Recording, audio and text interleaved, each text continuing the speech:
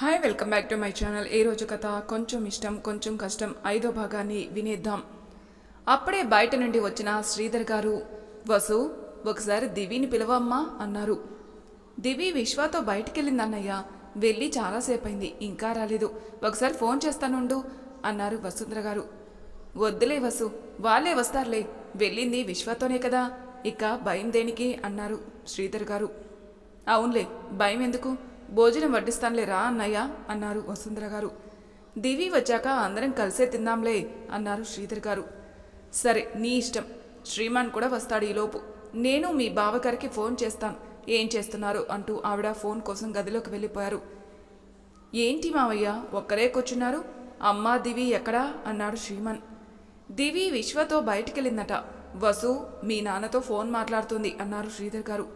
అవునా, ఈ టైంలో బయటికెందుకెళ్లారు అని మనసులో అనుకుంటూ శ్రీధర్ గారి పక్కన కూర్చుని అన్ని పనులు అయినట్లేనా మావయ్య, మనం రేపు డైరెక్ట్గా ఫంక్షన్ హాల్కి వెళ్ళడమేనా అన్నాడు శ్రీమాన్.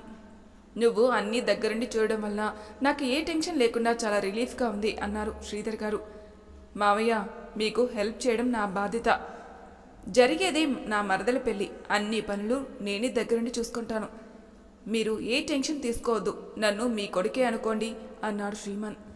శ్రీధర్ గారు శ్రీమాన్ భుజంపై చెయ్యి వేసి, నీలాంటి కొడుకును కన్నందుకు వసు చాలా అదృష్టవంతురాలు అన్నారు. విశ్వ లోనికి రా, డాడీని కూడా కలిసినట్లుంటుంది అంది తనని డ్రాప్ చేసిన విశ్వతో దివి. ఎలానో రేపు కలుస్తాం కదా, నువ్వెళ్ళు అన్నాడు విశ్వ. సరే నీ ఇష్టం, కానీ నువ్వు డైరెక్ట్గా ఇంటికెళ్ళు, నీ చెత్త ఫ్రెండ్స్ని కలవకుండా అంది దివి. నువ్వు చెప్పాక తప్పుతుందా, ఇంటికే వెళ్తాను, వెళ్ళిన వెంటనే వీడియో కాల్ చేస్తా, ఓకేనా అన్నాడు విశ్వ. గుడ్, ఇక వెళ్ళు, లేట్ అవుతుంది అని లోనికి వెళ్ళిపోయింది దివి. దివి హాల్లో కూర్చునున్న శ్రీధర్ గారిని చూసి, డాడీకి చెప్పకుండా వెళ్ళాను, ఏమనుకున్నారో ఏమో అని మనసులో అనుకుని ఆయన దగ్గరికి వెళ్ళి, డాడీ అది విశ్వ బయటికి వెళ్దామంటే అని ఇంకా ఏదో చెప్తూ ఉండగా, విశ్వతో బయటికెళ్తే తప్పేముందిరా, ఎందుకు నాకు చెప్తున్నావు, నువ్వేమీ చిన్న పిల్లవి కాదు కదా భయపడ్డానికి, నువ్వు నాకేమీ సంజాయిషి ఇవ్వనవసరం లేదు అన్నారు శ్రీధర్ గారు. థ్యాంక్స్ డాడీ, నన్ను ఇంతలా అర్థం చేసుకున్నందుకు అంది ఆయన పక్కన కూర్చుని ఆయన ఒడిలో తలపెట్టుకుని. శ్రీధర్ గారు, నువ్వు నా బంగారు తల్లివిరా, నేను అర్థం చేసుకోలేకపోతే ఇంకెవరు అర్థం చేసుకుంటారు, సరే ఇక వెళ్ళి పడుకో తల్లి అన్నారు. శ్రీమాన్ వాళ్ళిద్దరికీ ఒకరిపై ఒకరికున్న ప్రేమను చూస్తూ కూర్చున్నాడు.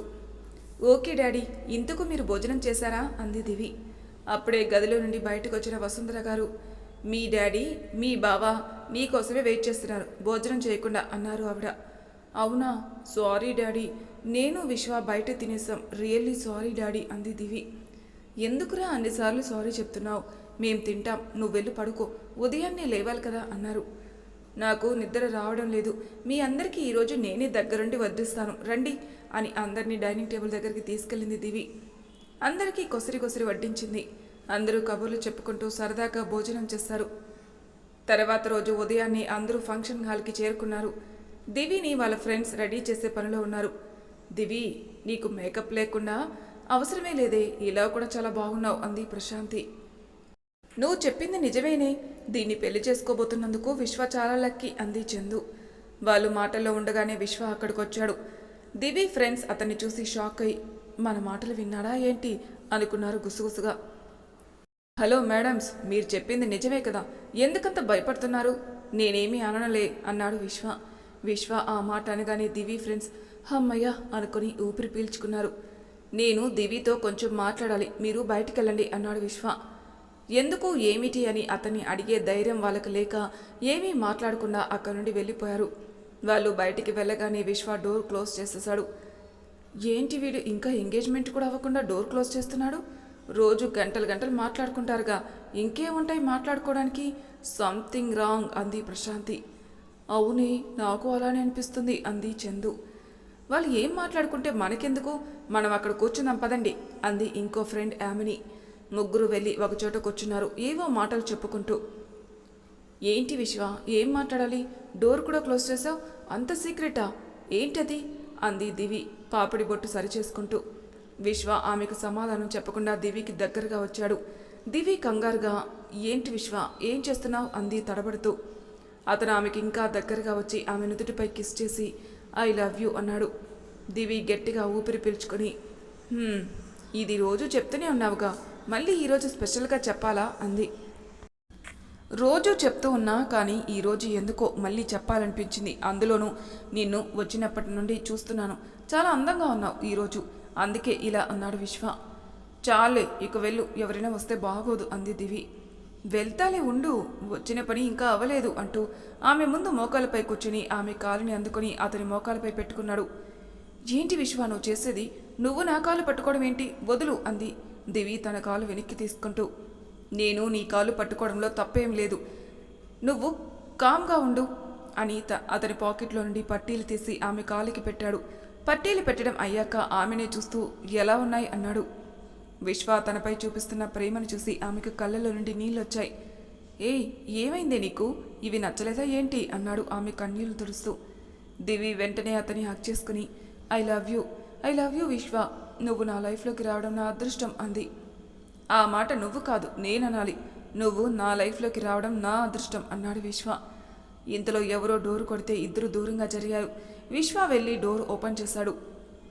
ఏంటి బాబు నువ్విక్కడా అన్నారు వసుంధర గారు. ఆంటీ అది నా ఫోన్ కనిపించడం లేదు, వెతుకుతూ ఇలా వచ్చాను అన్నాడు విశ్వ తడబడుతూ. అవునా బాబు అన్నారు వసుంధర గారు. అవునండి, ఇక్కడ లేదు, నా రూమ్లో ఉందేమో చూస్తాను అని అక్కడి నుండి ఫాస్ట్గా వెళ్ళిపోయాడు. విశ్వ తడబడడం చూసి దివికి నవ్వాగలేదు. సేపటికి దివి ఫ్రెండ్స్ లోపలికి వచ్చి ఏంటే ఏం మాట్లాడుకున్నారు అంత సీక్రెట్గా అని అడిగారు. దివి సిగ్గుపడుతూ ఆమె కాలు చూపించింది. వావ్ దివి చాలా బాగున్నాయే, ఇవి ఇవ్వడానికి వచ్చాడా అంది చందు. హా అవునే అంది. దివి రెడీ అయ్యావా తల్లి, నీకోసం అక్కడ అందరూ వెయిట్ చేస్తున్నారు అంటూ అక్కడికొచ్చారు శ్రీధర్ గారు. హా డాడీ నేను రెడీనే అంది దివి. శ్రీధర్ గారు కూతుర్ని చూసి బంగారు బొమ్మలా ఉన్నావురా అన్నారు నుదుటిపై ముద్దు పెట్టుకుని. అన్నయ్య పూజారి గారు కూడా వచ్చేశారు, దివిని తీసుకెళ్దాం అన్నారు వసుంధర గారు. రా తల్లి వెళ్దాం అన్నారు శ్రీధర్ గారు విశ్వాన్ని చూస్తూ. ఒక్క నిమిషం డాడీ అంటూ ఆయన కాలికి మొక్కి నన్ను ఆశీర్వదించండి అంది. దివి అలా చేసేసరికి శ్రీధర్ గారు కన్నీళ్లతో నా ఆశీస్సులు నీకు ఎప్పుడూ ఉంటాయి అంటూ ఆమెను పైకి లేపారు. మావయ్య విశ్వ పేరెంట్స్ కంగారు పడుతున్నారు, ముహూర్తానికి టైం అవుతుందని అంటూ అక్కడికొచ్చాడు శ్రీమాన్. వచ్చేస్తున్నాం అంటూ అందరూ శ్రీమాన్ వెనకే వెళ్లారు. పంతులు గారు మా అన్నయ్య గారు మా కోడలు వచ్చేశారు, ఇక మొదలు పెట్టండి అన్నారు పవిత్ర గారు. రెండు కుటుంబాలు నిశ్చయ తాంబూలాలు మార్చుకున్నారు. విశ్వ దివి ఇద్దరిని ఉంగరాలు మార్చుకోమన్నారు. విశ్వ దివి వేలికి డైమండ్ రింగ్ తొడిగాడు. దివి దానిని అపురూపంగా తడిమి చూసుకుంది. శ్రీధర్ గారు దివికి విశ్వ కోసం స్పెషల్గా డిజైన్ చేయించిన రింగ్నిచ్చారు. దివి ఆ రింగ్ని అతనికి వేలికి పెట్టింది. ఆ కార్యక్రమం అయ్యాక శ్రీమన్ వాళ్ళతో కేక్ కట్ చేయించాడు. పంతులు గారు పనిలో పని, పెళ్ళికి కూడా ముహూర్తం పెట్టేయండి అన్నారు విశ్వ తండ్రి మధుకర్ గారు. పంతులు గారు పంచాంగం చూసి ఇద్దరి పేరు మీద వచ్చే నెల 12వ తారీఖు దివ్యంగా ఉంది అన్నారు. అందరికీ ఆ డేటే నచ్చడంతో అదే డేట్ ఫిక్స్ చేశారు. వసుంధర గారు ఆమె భర్త ఆనందరావు గారితో వాళ్ళ జంట బాగుంది కదండి అన్నారు. అవును వసు, ఈడు జోడు బాగుంది అన్నారు ఆయన. అన్నీ బాగుంటే దివి మన ఇంటి కొడలయ్యేది అన్నారు ఆవిడ. వసు ఇప్పుడు అదంతా ఎందుకు, ఎవరికి ఎవరితో రాసి పెట్టుంటే అలానే జరుగుతుంది, ఇంకెప్పుడు ఇలా మాట్లాడుకు, మీ అన్నయ్య వింటే బాగోదు అన్నారు ఆనందరావు గారు. ఫంక్షన్ చాలా సందడిగా జరిగింది. వచ్చిన బంధువులందరూ వాళ్ళని ఆశీర్వదించారు. వాళ్ళ జంట బాగుందని మెచ్చుకున్నారు. దివి ఫ్రెండ్స్ విశ్వ ఫ్రెండ్స్ ఒకరినొకరు ఆట పట్టించుకున్నారు. అలా సాయంత్రం వరకు సందడిగానే గడిచిపోయింది. ఒకరోజు పవిత్ర గారు శ్రీధర్ గారికి ఫోన్ చేసి అన్నయ్య గారు రేపు పెళ్లికి పట్టుచీరలు కొనడానికి కంచికెళ్దాం అనుకుంటున్నాం, మీరు ఆ అమ్మాయి కూడా వస్తే బాగుంటుంది, తనకు నచ్చినవి తీసుకుంటుంది అన్నారు. దానికి అంతలే అడగాల, కానీ నాకు అర్జెంట్ మీటింగ్ ఒకటి ఉందమ్మా, మీరు దివిని తీసుకుని అన్నారు శ్రీధర్ గారు. సరే అన్నయ్య గారు, నేను దివికి ఫోన్ చేసి చెప్తాను, రెడీగా ఉండమని అన్నారు పవిత్ర గారు. సరే చెల్లమ్మ అన్నారు ఆయన. విశ్వ దివి ఇద్దరు ఐస్ క్రీం పార్లర్లో ఉన్నారు. దివి ఐస్ క్రీం తింటూ ఉంటే విశ్వ ఆమెని చూస్తూ ఉన్నాడు. ఏంటి అలా చూస్తున్నావు, నాకు దిష్టి తగులుతుంది, కావాలంటే నువ్వు కూడా తిను అంది ఆమె ముందు ఉన్న కప్ని అతని ముందుకు నెట్టి. నాకొద్దు, నేనేమీ నీలా చిన్న పిల్లని కాదు అన్నాడు విశ్వ నవ్వుతూ. నేనేమి చిన్న పిల్లని కాదు, పెద్ద పిల్లనే, అయినా ఐస్ క్రీం చిన్నపిల్లలే తింటారని రూల్ ఏమైనా ఉందా ఏంటి అంది దివి ఇంకో స్పూన్ ఐస్ క్రీం నోట్లో పెట్టుకుని. అలాంటి రూల్స్ లేవు కానీ ఇలా ఎక్కువ తింటే జలుబు చేస్తుంది, అప్పుడు తెలుస్తుంది నీకు అన్నాడు విశ్వ. దివి అతనికి ఏదో చెబుదామనే లేపు ఆ ఫోన్ రింగ్ అయింది. ఎవరా అని ఫోన్ చూసి విశ్వ అత్తయ్య ఫోన్ చేశారు, మాట్లాడుకో అంటూ ఫోన్ లిఫ్ట్ చేసి హా అత్తయ్య అంది. దివి రేపు పట్టు చీరలు కొనడానికి మనం కంచికెళ్తున్నాం. నువ్వు రెడీగా ఉండు, నేను మీ నాన్నగారితో మాట్లాడాను అన్నారు. సరే అత్తయ్య అంది దివి.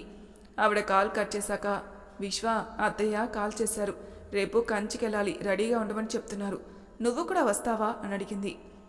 మీతో వస్తే అంతే సంగతులు, నేను రాను తల్లి అన్నాడు. విశ్వ ప్లీజ్ నువ్వు కూడా రా, నాకు ఆంటీ వాళ్ళు కొత్త కదా, నువ్వుంటే నాకు కొంచెం ధైర్యంగా ఉంటుంది అంది దివి. నీకు తెలుసు కదా దివి, నాకు ఆడవాళ్ళతో షాపింగ్కి వెళ్ళడం ఇష్టం ఉండదని, నన్ను వదిలేయి అన్నాడు విశ్వ. ప్లీజ్ విశ్వ, ఈ ఒక్కసారి నా మాట విను, ఆ తర్వాత నువ్వు ఏం చెప్తే అది చేస్తాను అంది. సరే నువ్వు ఇంతలా చెప్తున్నావు కాబట్టి వస్తా, కానీ నువ్వు చెప్పింది మర్చిపోకు, అక్కడి నుండి వచ్చాక నేను ఏం చెప్తే అది చెయ్యాలి, సరేనా అన్నాడు విశ్వ. ఈ దివి ఒక్కసారి చెప్తే చేసి తీరుతుంది అంది. దివి ఇంటికి వెళ్ళాక శ్రీమాన్కి ఫోన్ చేసి విశ్వాకి తోడుగా ఉంటాడని, అతన్ని కూడా కంచికి రమ్మని చెప్పింది. కానీ ఆఫీస్లో ఏదో వర్క్ ఉండడం వల్ల అతను రాలేనని చెప్పాడు.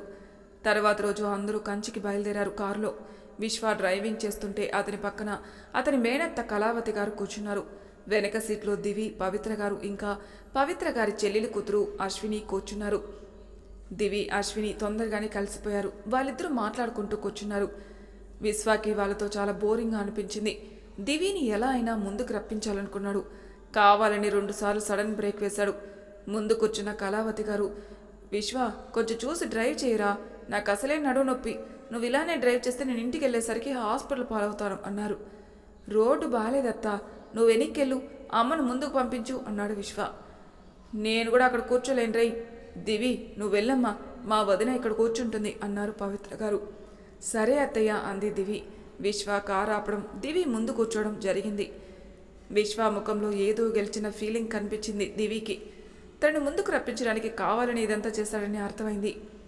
విశ్వ ఒక చేత్తో స్టీరింగ్ పట్టుకుని ఇంకో చేయి దివి చేతిపై వేశాడు. దివి విశ్వాని కోపంగా చూసి వెనక్కి చూపించింది. వాళ్ళు పట్టించుకోరలే అన్నట్టు సైగ చేశాడు. దివి ఇంకేమీ అనలేకపోయింది. కంచికి వెళ్ళాక కళావతి గారు ఆమెకి తెలిసిన షాప్కి తీసుకెళ్లారు. దివికి ఆ శారీస్ బాగా నచ్చాయి. పవిత్ర గారు, నీకెన్ని చీరలు కావాలంటే అన్ని తీసుకో అన్నారు. ఓకే అత్తయ్య అంటూ తనకి నచ్చిన చీరలు తీసుకుంది. వసుంధర గారికి కూడా 2 చీరలు తీసుకుంది. షాపింగ్ అయ్యాక ఆ నైట్ అక్కడే స్టే చేశారు. ఆడవాళ్ళు ఒక రూమ్లో ఉన్నారు, విశ్వ మరో రూమ్లో ఉన్నాడు. షాపింగ్ చేసి అలసిపోవడం వల్ల పవిత్ర గారు, అశ్విని, కళావతి గారు నిద్రపోయారు. దివికి మాత్రం నిద్ర పట్టలేదు. విశ్వ ఏం చేస్తున్నాడా అని అతనికి ఫోన్ చేసింది. అతనికి కూడా నిద్ర పట్టడం లేదని చెప్పాడు. విశ్వ మనం అమ్మవారి గుడికి వెళ్దామా అంది దివి. ఇప్పుడా అన్నాడు విశ్వ. విశ్వ టైం ఎంతో అవ్వలేదు, ఇప్పుడు వెళ్తే మనం దర్శనం చేసుకోవచ్చు, నేను 2 మినిట్స్లో రెడీ అయ్యి వస్తా, నువ్వు కూడా ఫ్రెష్ అవ్వు అంది. అమ్మాయి గారు ఆర్డర్ వేశాక తప్పుతుందా అంటూ విశ్వ కూడా రెడీ అయ్యాడు. దివి అక్కడే కొన్న పట్టు చీర కట్టుకుని రెడీ అయ్యి విశ్వ దగ్గరికి వెళ్ళింది. విశ్వ ఆమెను చూస్తూనే, వావ్ దివి, ఈ శారీలో చాలా బాగున్నావు తెలుసా అంటూ ఆమెకు దగ్గరగా రాబోయాడు. హలో మాస్టారు, మనం వెళ్ళేది గుడికి, ముందు పదండి, లేట్ అయితే గుడి క్లోజ్ చేస్తారు అంది దివి సీరియస్గా. పద అన్నాడు విశ్వ నిరాశగా. ఇద్దరూ కలిసి కంచి కామాక్షి అమ్మవారి గుడికి వెళ్లారు. పెద్దగా రష్ లేకపోవడం వల్ల దర్శనం త్వరగానే అయిపోయింది. కాసేపు గుడి ప్రాంగణంలోనే కూర్చున్నారిద్దరు. దివి విశ్వ నుదుటిపై బొట్టు పెట్టి, విశ్వ నాకిదంతా కలలా ఉంది తెలుసా అంది. ఏంటి మనం గుడికి రావడమా అన్నాడు విశ్వ. కాదు విశ్వ, మనం కలవడం, గొడవ పడడం, మన ఫ్రెండ్షిప్, తర్వాత లవ్, మొన్న ఎంగేజ్మెంట్, నెక్స్ట్ మంత్ మ్యారేజ్, ఇవన్నీ అంది దివి. అవును నాకు కూడా అలానే ఉంది, ఇంతకీ అమ్మవారికి ఏం మొక్కుకున్నావు అన్నాడు విశ్వ. అలాంటివి బయటకి చెప్పకూడదు అంది దివి. నాకు చెప్పచ్చలే చెప్పు అన్నాడు.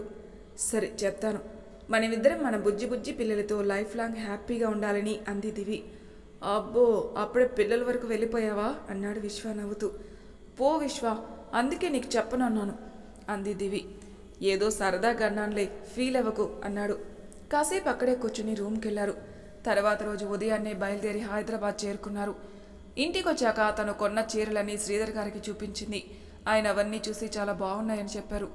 అప్పుడే అక్కడికి వచ్చిన వసుంధర గారు, ఏంటి దివి, చెప్పా పెట్టకుండా మీ అత్తింటి వాళ్ళతో షాపింగ్కి వెళ్ళి వచ్చేసావా అన్నారు. అదేం కాదత్తా, బావకి ఫోన్ చేశాను, మీకు నీరసంగా ఉందని చెప్పాడు, పోనీ బావనైనా రమ్మన్నాను, ఆఫీస్ వర్క్ ఉందని రానని చెప్పాడు అంది దివి. అవునా, నాకు కనీసం నువ్వు ఫోన్ చేసావని కూడా చెప్పలేదు వాడు అన్నారు వసుంధర గారు. ఏదో పనిలో పడి మర్చిపోయాడేమో, ముందు ఈ చీరలు ఎలా ఉన్నాయో చెప్పండి అంది దివి. చాలా బాగున్నాయి, నా మేనకోడలు సెలక్షన్ చేస్తే తిరుగుండదు అన్నారు ఆవిడ. థ్యాంక్స్ అత్త, ఇవిగో ఈ 2 చీరలు మీకోసమే తెచ్చాను అంది. నన్ను గుర్తుపెట్టుకుని నా కోసం తెచ్చావా తల్లి అంటూ ఆ చీరలు చూసుకుని దివి దగ్గరికి తీసుకుని నుదుటిపైన ముద్దు పెట్టారు.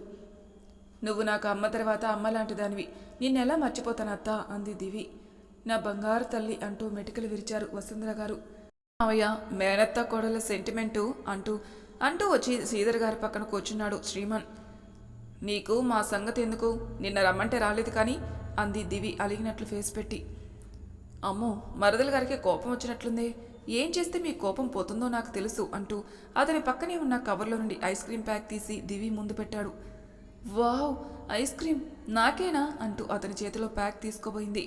శ్రీమన్ ఆ ప్యాక్ ఆమెకు అందకుండా పైకి పెట్టి, మరి కోపం పోయిందా అన్నాడు.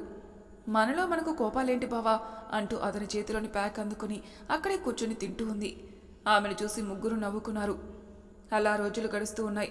పెళ్లికి ఇంకా 15 రోజులు మాత్రమే టైం ఉంది. ఒకరోజు విశ్వ దివికి ఫోన్ చేసి వెంటనే తాము ఎప్పుడు కలుసుకునే ప్లేస్కి రమ్మని చెప్పాడు. విశ్వ, నాకు చాలా పనుంది అంది దివి. నాకు అదంతా తెలీదు, నువ్వు వస్తున్నావంతే అని కాల్ కట్ చేశాడు. వీడు మారడు అనుకుని రెడీ అయ్యి విశ్వ చెప్పిన ప్లేస్కి వెళ్ళింది.